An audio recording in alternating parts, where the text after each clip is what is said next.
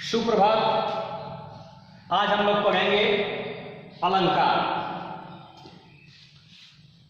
जिस प्रकार शरीर की सुंदरता बढ़ाने के लिए हम लोग आभूषण का प्रयोग करते हैं, आभूषण मतलब गहने का प्रयोग करते हैं, ठीक उसी तरह से भाषा में गद्य या काव्य की सुंदरता बढ़ाने के लिए हम अलंकार का प्रयोग करते हैं, जिससे गद्य एवं काव्य सुस्पष्ट एवं प्रभावशाली हो जाते हैं। मानव समाज सौंदर्य का उपासक है, मानव समाज सौंदर्य का उपासक है। उसने इसी विचार से अलंकारों को जन्म दिया है। अलंकार धारण करने से मनुष्य का रूप सुंदर दिखने लगता है। मनुष्य सुंदर दिखने के लिए अलंकार का अर्थात आभूषण का प्रयोग करता है। ठीक उसी तरह से काव्य की सुंदरता बढ़ाने के लिए, काव्य को सजाने के लिए, संवारने के लिए भाषा में अलंकार का प्रयोग किया जाता है। तो आज हम लोग पढ़ेंगे अलंकार। अब अलंकार के दो भेद हैं। पहला है शब्दालंकार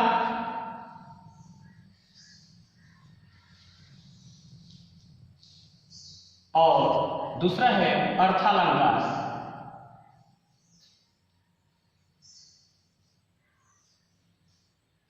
यदि शब्द के आधार पर काव्य की सुंदरता बढ़ाई जाती है अलंकार का प्रयोग करके, तो उसको हम कहते हैं शब्दालंकार। और अर्थ के आधार पर काव्य की सुंदरता जब बढ़ाई जाती है अलंकार का प्रयोग करके, तो उसको कहते हैं अर्थालंकार। अब शब्दालंकार के तीन भेद हैं।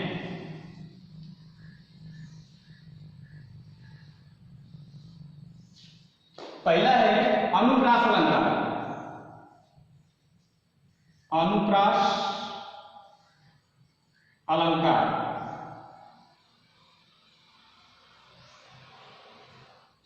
दूसरा है यमक अलंकार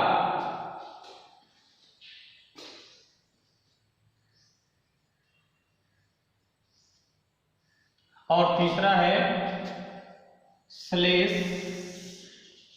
अलंकार।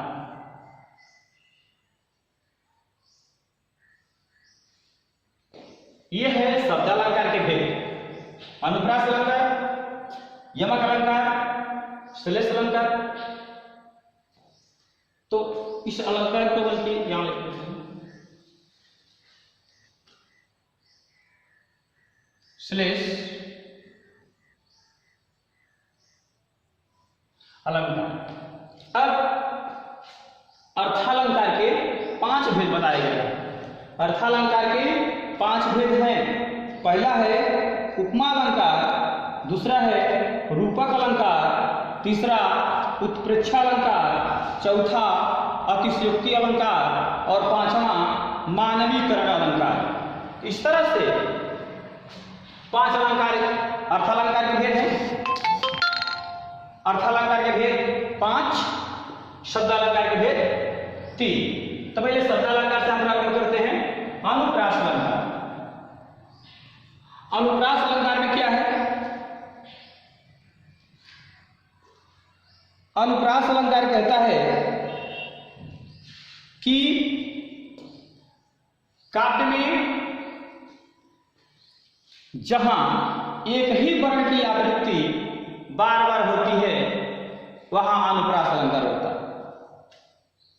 अनुप्रास अलंकार के जानने से पहले हम ये जानते हैं अलंकार का अर्थ क्या है।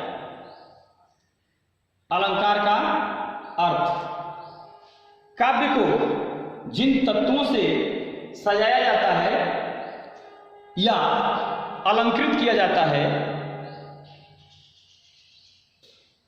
उन्हें जिनसे भाषा सुस्पष्ट एवं प्रभावशाली हो जाती है, उन्हें अलंकार कहते हैं। एक बार फिर से सुन लीजिए। काव्य के जिन तत्वों से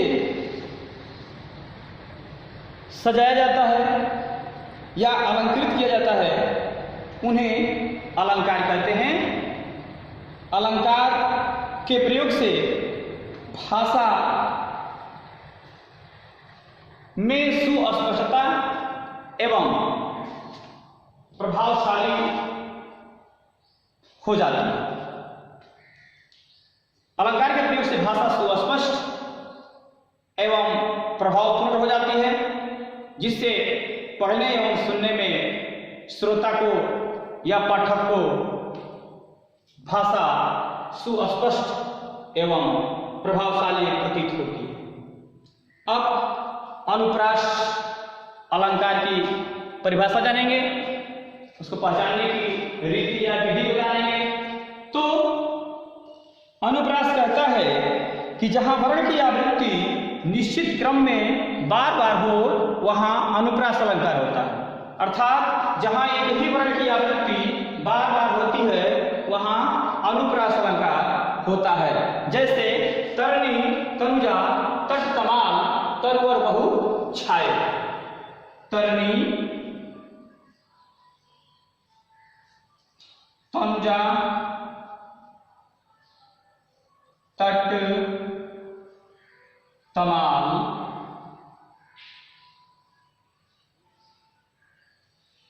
तरवर, बहुछाय।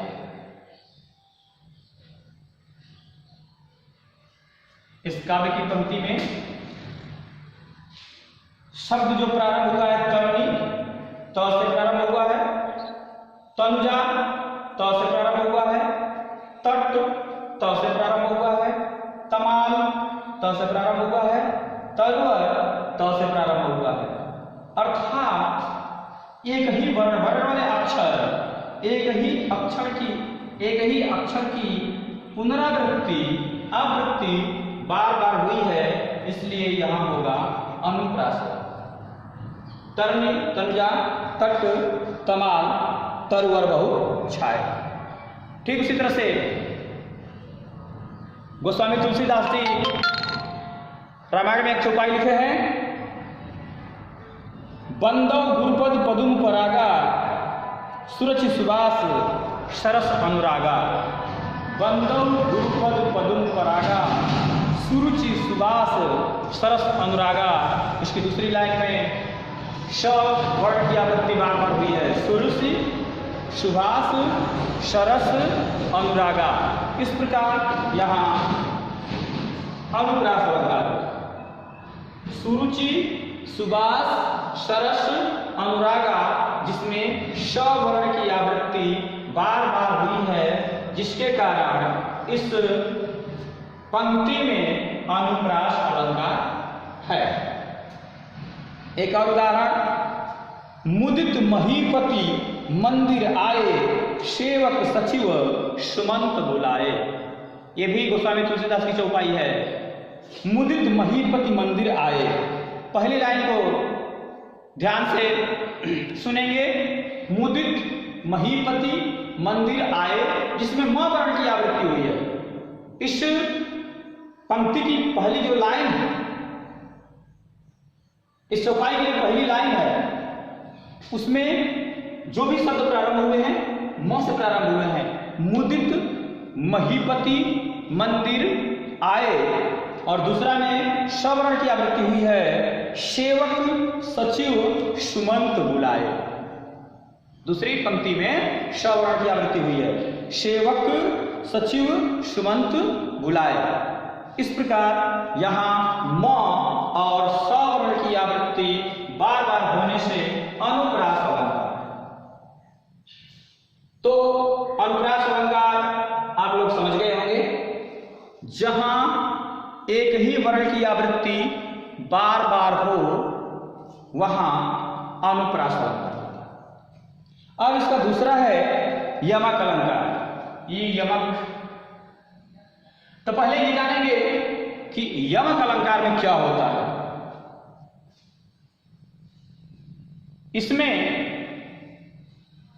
एक ही शब्द दो या दो से अधिक बार आता है। कविता की पंक्ति में एक ही शब्द दो या दो से अधिक बार आएगा, लेकिन हर बार उसका अर्थ अलग अलग होगा, वहां यमक अलंकार होता है। जहां एक ही शब्द दो या दो से अधिक बार आता है परंतु उसका अर्थ हर बार भिन्न होता है, वहां यमक अलंकार होता है। उदाहरण के लिए, कनक कनक ते सौगुनी मां दक्ता अधिकार, या खाए बौराय जग या पाए बौराय। देखिए उदाहरण इसका, यमक का कनक कनक ते सौगुनी मां दक्ता अधिकाय,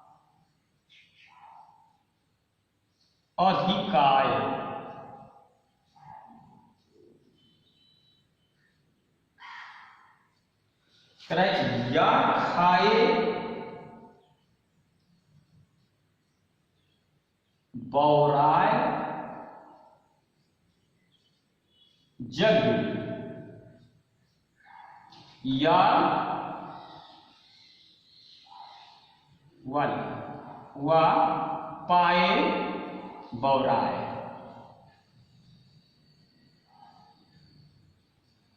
बौराय मैंने पागल हो ना। यहां देखिए, ध्यान दीजिए, कनक कनक ते सौगुनी मां दक्ता अधिकार, या खाए बौराय जग या पाए बौराय। यहां देखिए, कनक कनक एक ही शब्द दो बार है, तो कनक कनक दो बार आ गया। अब इसको कहता है यमक अलंकार कि जहां एक ही शब्द दो या दो से अधिक बार आए लेकिन हर बार उसका अर्थ अलग हो, वहां यमक अलंकार हो जाएगा। तो यहां पहले कनक का अर्थ जो है धतूरा है, पहले इस कनक का अर्थ धतूरा है और दूसरे कनक का अर्थ सोना। दो अर्थ है, एक ही कनक है और एक कनक का अर्थ धतूरा और एक कनक का अर्थ सोना। एक ही शब्द दो बार आएगा और दोनों का अर्थ अलग अलग। अब धतूरा जिसको खाने से मादकता बढ़ जाती है, लोगों में नशा हो जाती है, धतूरा ज्यादा मात्रा में खा लेंगे तो नशा हो जाएगा, बौरा जाता है लोग खा करके। तो सोना और दूसरे कनक का अर्थ है सोना। कह रहा है कि सोना में जिसका आभूषण बनता है, जिस सोने का आभूषण बनता है, उस सोने में धतूरे से 100 गुना मादकता है, उसमें मादकता 100 गुना, अर्थात पागल करने की क्षमता धतूरा से 100 गुना अधिक है सोने में। कनक कनक के 100 गुनी मादकता अधिकार। जिस तरह से धतूरा को खा लेने से लोग पागल हो जाते हैं, ठीक उसी तरह से सोना में धतूरा से 100 गुना अधिक मादकता है। अधिक मात्रा में यदि कोई भी व्यक्ति सोना पा जाएगा तो वो भी क्या हो जाएगा, या खाए बौराय जग। धतूरा को यदि आदमी खाता है तो भी पागल हो जाता है, या पाए बौराय। और ज्यादा मात्रा में सोना अगर आदमी पा जाएगा तो भी अपने होश को खो देगा, पागलपन सवार हो जाएगा, उसे समझ में नहीं आएगा क्या करें क्या न करें। तो यहां एक ही शब्द दो बार आया है, कनक और फिर ये कनक। तो पहले कनक का अर्थ धतूरा, दूसरे कनक का अर्थ सोना।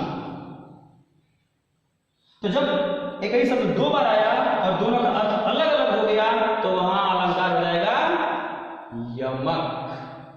कनक कनक ते 100 गुनी मां दक्ता अधिकार, या खाए बौराय जग वा पाए बौराय। एक उदाहरण और मैं बताता हूं आप लोगों को। काली घटा का घमंड घटा, नवमंडल तारक वृंद खिले। लाइन पर ध्यान दीजिए, काली घटा का घमंड घटा, इसमें घटा घटा दो बार आया है, काली घटा का घमंड घटा। तो दो बार घटाया गया और दोनों घटा का अर्थ अलग अलग है। एक घटा का अर्थ है काला बादल, घटा माने काला बादल, और एक घटा का अर्थ है घटना मतलब कम होना। काली घटा का घमंड घटा, नभमंडल तारक वृंद खिले, इसका अर्थ होगा इस तरह से समझ लीजिए। काली घटा अर्थात काली रात में आसमान में काला बादल छाया हुआ है। रात्रि के समय में आसमान में काला बादल छाया हुआ है। अब पूरे आसमान में जब बादल छा जाएगा तो जो तारे चमक रहे होते हैं वो अब धरती पर के लोगों को दिखाई नहीं देंगे, अर्थात उन चमकते हुए तारों को काला बादल जो ढक लेता है। तो काला बादल जब ढक लेता है तो उसको घमंड हो जाता है, उसको बादल को घमंड होता है कि मैंने पूरे चमकते हुए तारों को क्या कर लिया, ढक लिया, जिन्हें पृथ्वी पर के प्राणियों को अब दिखाई देना हमने बंद कर दिया। काली घटा का घमंड पड़ गया है। लेकिन कुछ ही समय के बाद हवा तेज चलती है और तेज हवा चलने से बादल जो है फट जाता है, बादल जो है कहीं और चला जाता है, स्थिर नहीं रह पाता है, और फिर आकाश में नभमंडल पूरे आकाश में तारक वृंद खिले और वो तारों का समूह चमकने लगता है, दिखाई देने लगता है। तो जब तारों का समूह दिखाई देने लगता है, तारेगण पृथ्वी के जीव जंतुओं को, प्राणियों को दिखाई देने लगते हैं, तो बादल का, काला बादल का घमंड जो है क्या हो जाता है, घट जाता है कि मैंने ढक लिया है, और वो फिर क्या हो गया, दिखाई देने लगे। बात समझ आ गई? तो इसमें घटा घटा दो बार आया है, ध्यान दीजिएगा। काली घटा का घमंड घटा, एक घटा का अर्थ है कम होना और एक घटा का अर्थ है काला बादल। एक घटा माने बादल और एक घटा माने घटित, कम होना। तो घटा शब्द दो बार आया है इस पंक्ति में और दोनों बार उसका अर्थ अलग अलग है, इसलिए यहां होगा यमक अलंकार। यमक अलंकार। एक और उदाहरण देखते हैं। तू मोहन की उर्वशी हवे उर्वशी समान, तू मोहन की उर्वशी हवे उर्वशी समान। इसमें जो है उर्वशी उर्वशी दो बार आया। ध्यान दीजिए कविता की लाइन पे, कविता की लाइन में शब्दों पर ध्यान दीजिए। तू मोहन की उर्वशी हवे उर्वशी समान, अर्थात मोहन माने श्री कृष्ण, मोहन माने श्री कृष्ण। तो श्री कृष्ण को यहां मोहन कहा गया। एक गोपी दूसरी गोपी से कह रही है, किसी एक गोपी से कह रही है कि तू मोहन की उर्वशी, उर माने हृदय, अवशी माने वसना, अर्थात एक गोपी दूसरे से गोपी से कह रही है कि तुम श्री कृष्ण के हृदय में बसी हुई हो, उर्वशी। तू मोहन की उर्वशी अर्थात तुम भगवान श्री कृष्ण के हृदय में बसी हुई हो। किस तरह से? उर्वशी समान। तू मोहन की उर्वशी हवे उर्वशी समान। एक उर्वशी का मतलब होता है, ये अप्सरा का नाम है। उर्वशी नाम की एक अप्सरा है। तो यहां एक उर्वशी मतलब हृदय में बसना और दूसरा उर्वशी मतलब अप्सरा, एक अप्सरा का नाम। तो इस पंक्ति में मतलब वो गोपी बता रही है, एक गोपी सिखा रही है कि तू श्री कृष्ण के, तू भगवान श्री कृष्ण के हृदय में बसी हुई हो। किसके समान? उर्वशी के समान, अर्थात उर्वशी के समान तू भगवान श्री कृष्ण के हृदय में बसी हुई हो सकता है वो राधा को कह रही होंगी। बात समझ आया? तू मोहन की उर्वशी है उर्वशी समान। इस पंक्ति में, कविता की इस पंक्ति में उर्वशी दो बार आया है। एक उर्वशी का अर्थ है हृदय में बसना और दूसरे उर्वशी का अर्थ है उर्वशी नाम की अप्सरा। इस तरह से यहां यमक अलंकार। तो आप जो है अब समझ गए कि जब कविता की लाइन में एक ही शब्द दो या दो से अधिक बार आए परंतु उसका अर्थ अलग अलग हो उसे कहते हैं यमक अलंकार। अब नंबर आता है श्लेष अलंकार का। श्लेष को भी देख लेते हैं। श्लेष मन होता है चिपकना। श्लेष माने चिपकना। इसका मतलब यह है कि जहां एक ही शब्द से दो या दो से अधिक अर्थ निकले वहां श्लेष अलंकार होता है। जहां एक ही शब्द से दो या दो से अधिक अर्थ निकले वहां श्लेष अलंकार होता है। इसमें एक कविता की लाइन है, सुबरन को खोजत फिरत कवि व्यभिचारी छो। देखिए, सुबरन को ढूंढत फिरत कवि व्यभिचारी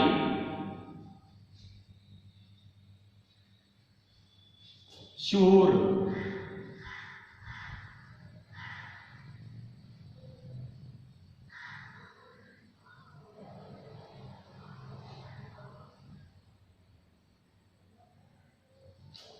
सुबरन को ढूंढत फिरत कवि व्यभिचारी चोर। हम लोग श्लेष पढ़ रहे हैं, श्लेष अलंकार।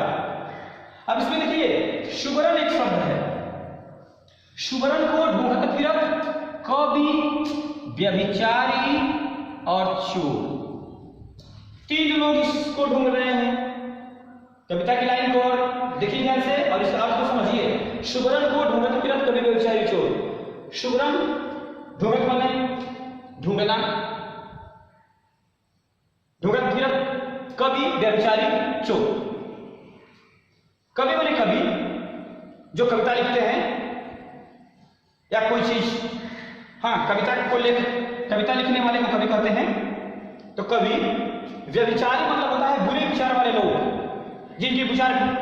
जिनके सोच विचार बुरे हो, जो कुविचारी हो। तो कवि व्यभिचारी और चोर मतलब चोर समझ रहे हैं, किसी भी चीज को चुरा लेने वाला। तो सुबरन क्या चीज है कि सुबरन मतलब क्या होगा, यहां ध्यान देना है कि सुबरन मतलब क्या होगा। सुबरन क्या है कि उसको कवि ढूंढ रहा है, व्यभिचारी ढूंढ रहा है, चोर ढूंढ रहा है।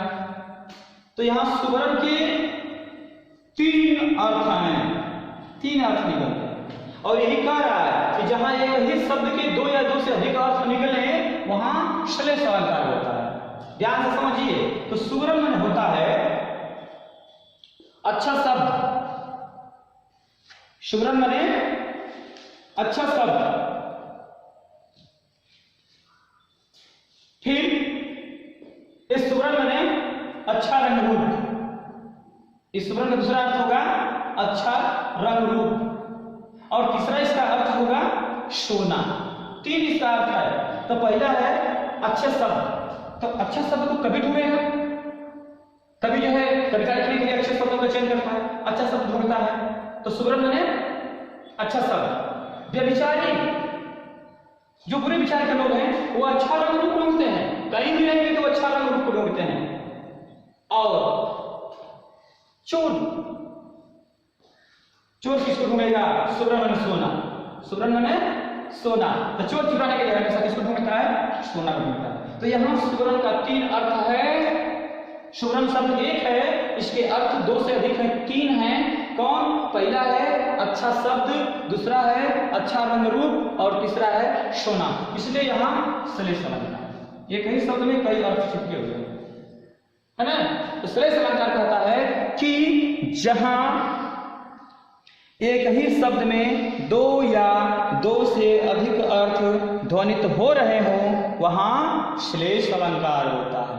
अर्थात जहाँ एक ही शब्द के दो या दो से अधिक अर्थ निकले वहाँ श्लेष अलंकार होता है। इस प्रकार आज हम लोगों ने अलंकार में शब्द अलंकार के भेद को पढ़ा। शब्द अलंकार के तीन भेद होते हैं, अनुप्रास, यमक अलंकार, श्लेष अलंकार, और तीनों के बारे में बारीकी से हम लोगों ने अध्ययन किया।